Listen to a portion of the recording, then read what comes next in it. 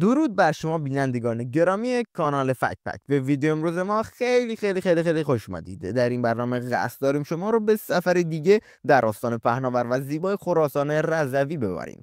این خطه از ایران زمین گنجینه ای از تاریخ کهن، فرهنگ غنی و طبیعتی چشم نواز از بارگاه ملکوتی امام رضا گرفته تا دشت‌های سرسبز و شهرهای تاریخی رو در خودش جای داده. همراه ما باشید تا در این سفر با 10 تا از مهمترین و دیدنی‌ترین جاذبه‌های این استان آشنا بشیم و لحظاتی ناب رو با هم تجربه کنیم. مثل همیشه بدون وقفه بزن بریم.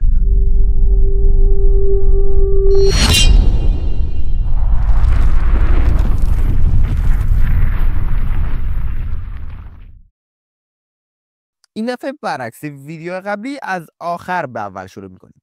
دهمین جاذبه گردشگری پارک ملی تندوره، پناهگاه حیات وحش و پارک ملی تندوره واقع در شمال شرقی خراسان رضوی یکی از مهمترین مناطق حفاظت شده ایرانه که زیستگاه گونه‌های متنوعی از گیاهان و جانوران وحشی از جمله قوچ و میش اوریال، پلنگ، گربه وحشی و پرندگان شکاری.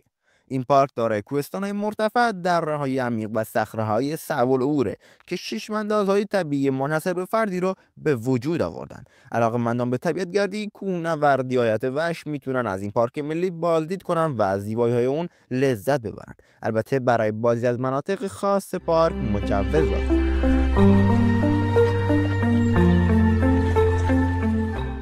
نهمین جاذبه گردشگری دره ارغوان. جلوه‌ای از رنگ و طبیعت در دره ارغوان واقع در نزدیکی ترقبه در فصل بهار با شکوفه‌های زیبای درختان ارغوان به رنگ بنفش در میاد و منظره بی‌نظیر و چشم نواز ایجاد میکنه. بهترین زمان برای بازدید از دره ارغوان فصل بهار و به ویژه اردیبهشت ماست که شکوفه‌ها در اوج زیبای خودشون هستند. این دره علاوه بر شکوفه‌های ارغوان دارای طبیعت بکر و مسیرهای پیاده روی زیبایی نیز.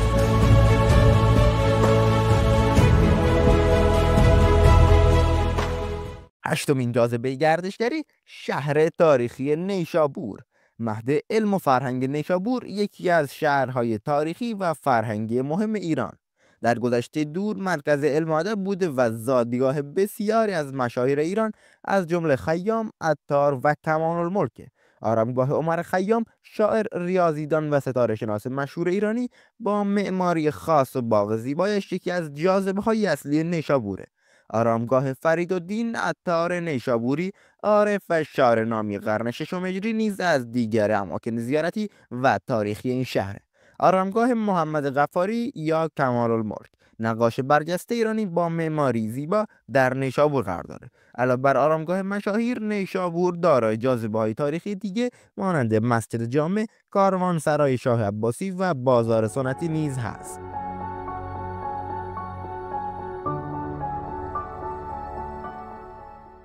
هفتمین جاذبه گردشگری روستای کنگ. ماسوله خراسان، روستای کنگ واقع در نزدیکی مشهد به خاطر معماری پلکانیش به ماسوله خراسان شهرت یافته. خانه‌های روستا به صورت متراکم و پلکانی بر روی دامنه‌های کوه ساخته شدند و منظره‌ای تماشایی ایجاد کردند. معماری خاص روستا و کوچه‌های باریک و پرپیچ خمان جذابیت منحصر به فردی به کنگ بخشیده است. روستای کنگ در میان دره‌ای سرسبز با رودخانه و باغ‌های میوه قرار گرفته و طبیعت بکر و آب و هوای مطبوعی دارد.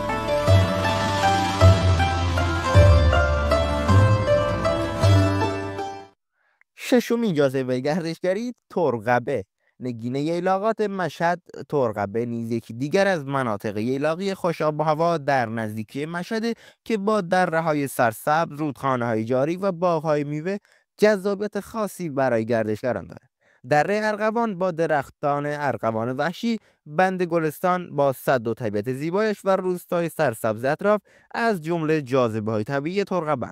ترقبه علاوه بر طبیعت زیبا، امکانات تفریحی متنوعی مانند رستوران‌ها، کافه‌ها، مراکز خرید و شهر بازی رو نیز برای گردشگران فراهم کرده.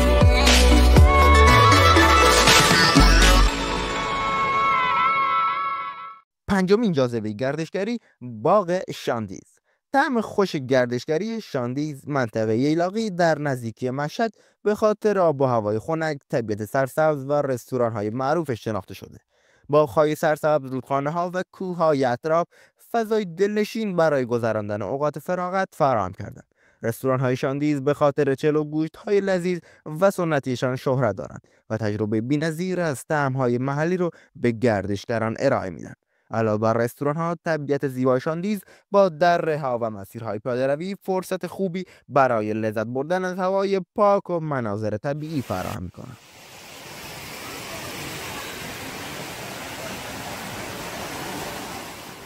چهارمین جاذبه گردشگری و پرغرورترین جاذبه، آرامگاه نادرشاه افشار. یادآور شکوه ایران، آرامگاه نادرشاه افشار یکی از قدرتمندترین پادشاهان ایران در دوره افشاریه. در شهر مقدس مشهد قرار داره. این مجموعه شامل آرامگاه، موزه و باغ نادریه. بنای آرامگاه نادرشاه ساده و در عین حال باشکوه و از سنگ خارا ساخته شده. مجسمه نادرشاه سوار بر اسب به همراه چند سرباز نیز در این مجموعه قرار داره که عظمت و قدرت او را به تصویر می‌کشه.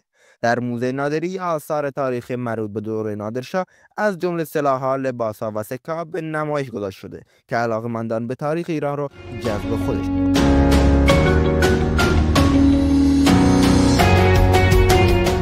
سومین جاذبه گردشگری، آرامگاه فردوسی. پاسداشت زبان فارسی، آرامگاه فردوسی شاعر حماس سرای بزرگ ایران و سراینده شاهنامه در شهر تاریخی طوس واقع شده. این بنای باشکوه یادبودی برای حفظ پاسداشت زبان فارسی و فرهنگ غنی ایرانه. معماری آرامگاه فردوسی با الهام از معماری هخامنشی و ساسانی طراحی شده و از سنگ مرمر سفیده. ستون‌های بلند، نقش برجسته‌ها و باغ زیبا اطراف اون فضایی باشکوه و آرامش بخش ایجاد کرده. فردوسی با سرودن شاهنامه نه تنها داستان‌های اساطیری و تاریخی ایران رو جاودانه ساخت، بلکه زبان فارسی را نیز از گزنده تحولات حفظ کرد. با دیدن آرامگاه او ادای احترام به این شخصیت بزرگ و میراث فرهنگی ایران.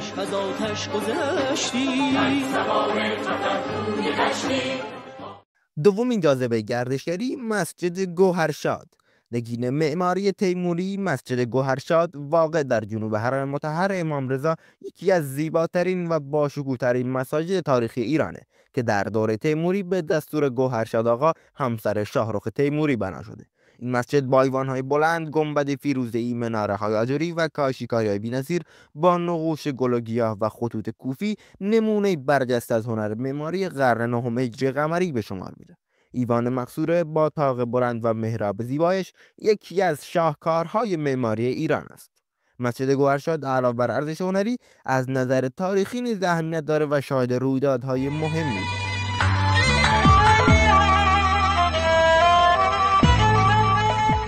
و اما آخرین جاذبه گردشگری و مهمترین، حرم مطهر امام رضا. قلب تپنده مشهد، حرم مطهر امام رضا، هشتمین امام شیعیان، بیشک مهمترین جاذبه گردشگری خراسان رضوی و یکی از مقدس‌ترین اماکن مذهبی ایران به شمار میره. این مجموعه عظیم تنها یک مسجد آرامگاه نیست، بلکه یک شهر در دل شهری دیگر است، با صحن‌های وسیع، رواق‌های مزین، مساجد باشکوه، کتابخانه‌ها، موزه‌ها و مراکز خدمات گوناگون. معماری حرم تلفیقی بی‌نظیر از هنر دوره‌های مختلف تاریخی ایران است. گنبد طلایی فیروزه‌ای، مناره‌های بلند و کاشی‌کاری‌های نفیس با نقوش اسلامی و خطوط قرآنی چشم هر بیننده رو خیره می‌کنه. صحن‌های وسیع با سنگ‌فرش‌های مرمرین و حوض‌های زیبا فضای آرامش بخش و روحانی ایجاد کرده. حضور هزاران زائر از سراسر جهان، به ویژه در ایام خاص مذهبی، فضایی سرشار از معنویت و عشق به وجود می‌آورد. نیایش‌ها، زیارت‌ها و نذرهای زائران جلوه‌ای خاص به این مکان مقدس می‌بخشه. در داخل حرم موزه های متعددی وجود دارد که آثار ارزشمندی از هنرهای اسلامی، نسخ خطی، فرش‌ها و هدایای تقدیم شده به حرم را به نمایش می‌ذارند. کتابخانه آستان قدس رضوی نیز یکی از بزرگترین و غنی‌ترین کتابخانه‌های ایران.